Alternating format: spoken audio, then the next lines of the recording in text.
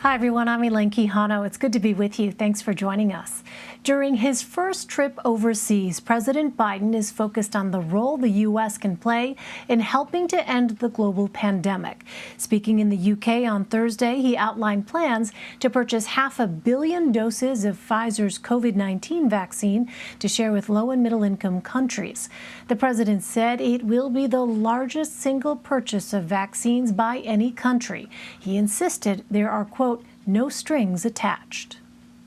America will be the arsenal of vaccines in our fight against global COVID-19, just as America was the arsenal of democracy during World War II.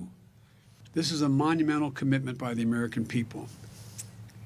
As I said, we're a nation full of people who step up at times of need to help our fellow human beings, both at home and abroad. We're not perfect, but we step up. President Biden said the G7 nations will announce the full scope of their commitment to global vaccine efforts during the summit on Friday. Earlier in the day, he met with Prime Minister Boris Johnson to reaffirm ties between the U.S. and the U.K. Together, they signed a revamped version of the 1941 Atlantic Charter, outlining 8 key areas the countries plan to collaborate on. Back in Washington, a bipartisan group of senators say they've struck a deal on infrastructure. It does not include any tax increases, which could be a tough sell for Democrats. The group of 10 senators still needs to share the proposal with their respective caucuses and the White House to see if there's broader support.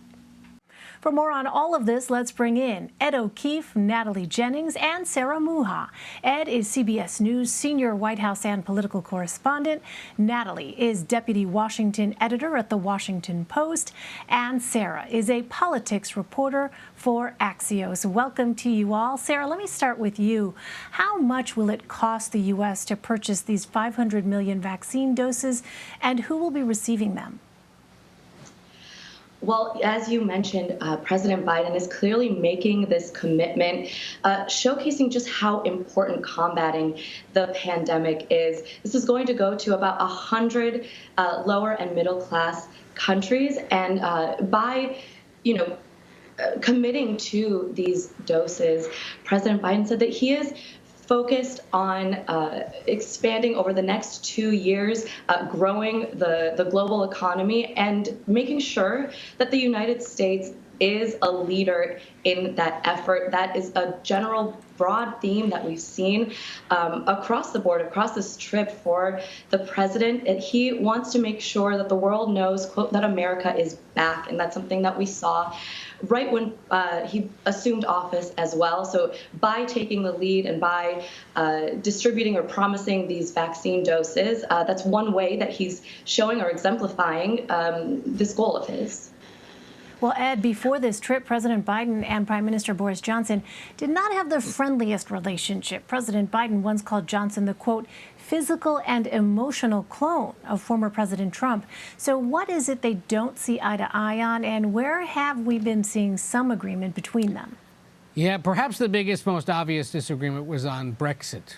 Johnson, of course, was a supporter of it. Biden was actively advocating against it. And remember, Brexit, once it was approved, was kind of an early signal of what was perhaps to come in the United States, given the sort of populist wave that overtook the United Kingdom as well. But today, they seem to get along just fine. They talked about COVID relief and the things that the two countries will do to provide the rest of the developing world with more vaccine.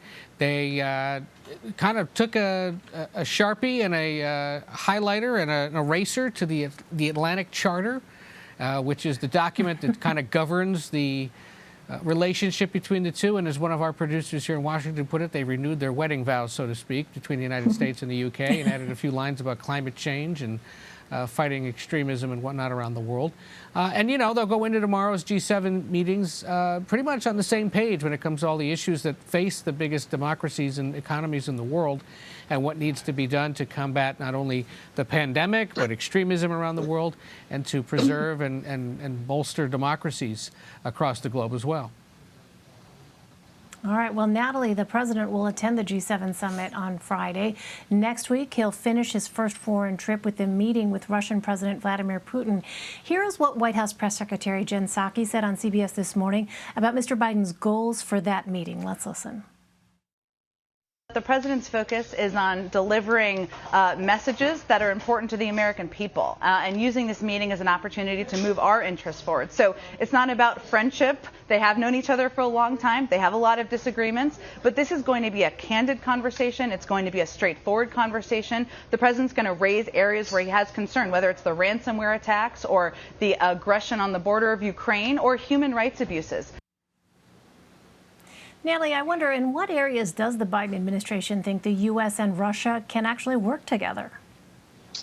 I think there are several issues, and I think they want to come together to prevent some of the bad things that Biden sees happening. He is someone who knows Putin, who has had a relationship before, unlike his predecessors maybe, who came in not as familiar with how he operates. But they want to get on the same page about some infrastructure and energy things.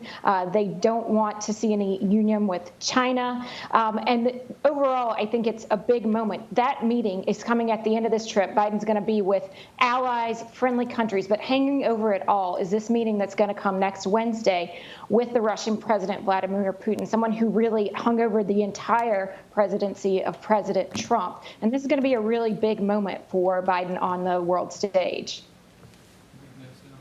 Yeah, all eyes are going to be on what it is that they say when they appear before reporters.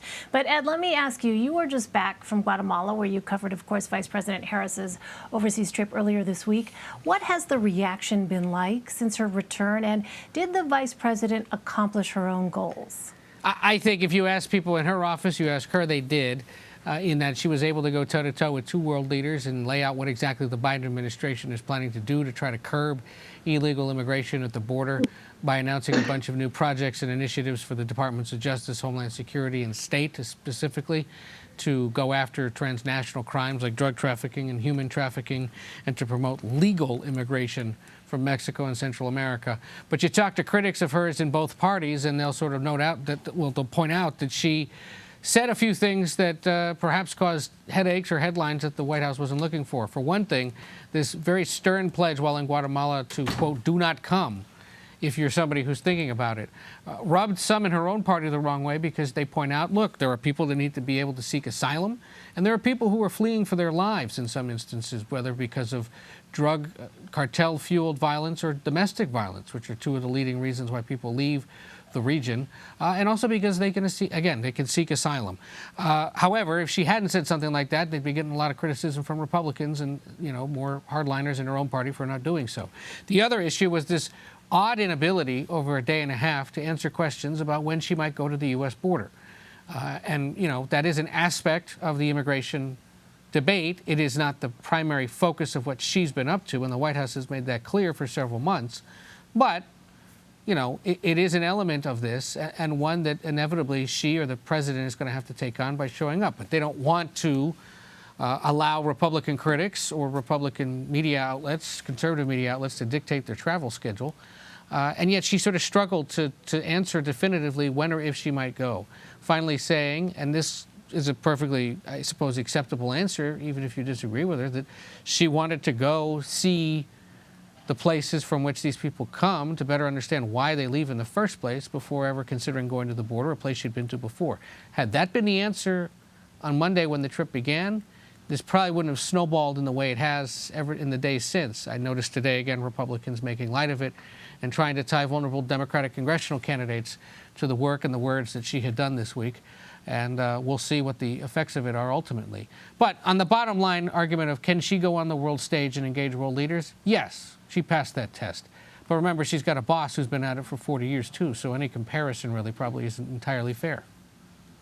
Yeah. Well, finally, Natalie, the entire Democratic leadership team condemned comments made by Congresswoman Ilhan Omar this week. What is the backstory behind this, and how notable is it that all of leadership released a statement? It is notable, and it is not the first or even the second time something like this has happened. Representative Omar, who is on the Foreign Relations Committee, tweeted a video of herself questioning the Secretary of State. And in it, she seemed to group together Hamas, the terrorist group in Palestine, with the United States and Israel in a way that her Democratic Jewish colleagues later sent in a note saying that this was a false equivalency, that her language there was harmful, and rebuking her. She got in trouble a few years ago, very early in her tenure in Congress, for some prior tweets she had made seeming to engage in Jewish stereotypes. And so I think this is something that people are a little on guard for. House Democratic leadership, I would say, condemned her, but they also said they were very receptive to her later coming back and saying she did not mean to, equate these groups, but saying that they're also deserving. Absolutely. All right, Ed O'Keefe, Natalie Jennings, and Sarah Muha, thanks to you all. Really appreciate it.